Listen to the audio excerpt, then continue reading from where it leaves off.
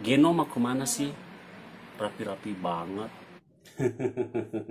Kenapa sih lu tanya, bocor kayak nggak tahu aja sih lu. Kalau hari ini hari Minggu, biasalah. Saya mau ke gereja mau ibadah. Emangnya kenapa sih?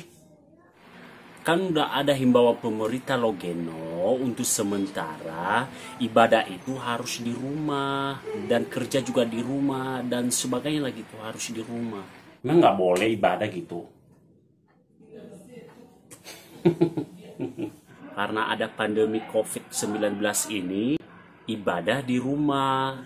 Ngapain si bojol takut? Jangan takut mati. Hidup dan mati itu di tangan Tuhan, bojol. Bukan masalah itu lo Geno, masalah takut sama Tuhan itu terserah sama lu. Yang penting sekarang aku mau ibadah. Lucu memang kamu.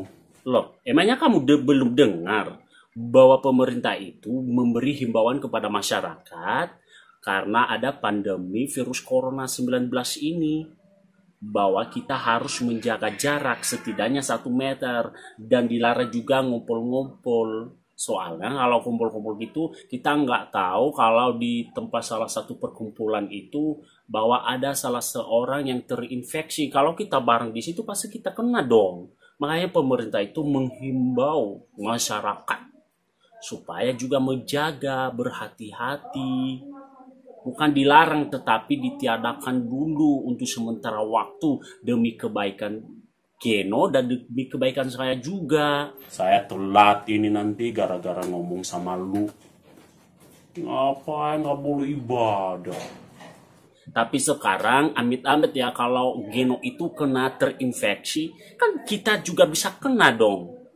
Keluarga yang kita sayang bisa kena, sahabat kita bisa kena, makanya harus dijaga jarak gitu, nggak sembarangan kumpul-kumpul. Coba kalau si Geno kan kumpul di salah satu orang yang banyak gitu, tiba-tiba orang di salah satu orang yang banyak itu ada salah seorang yang terinfeksi.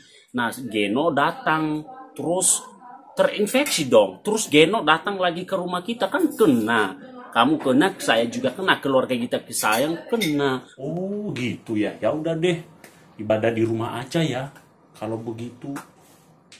Oh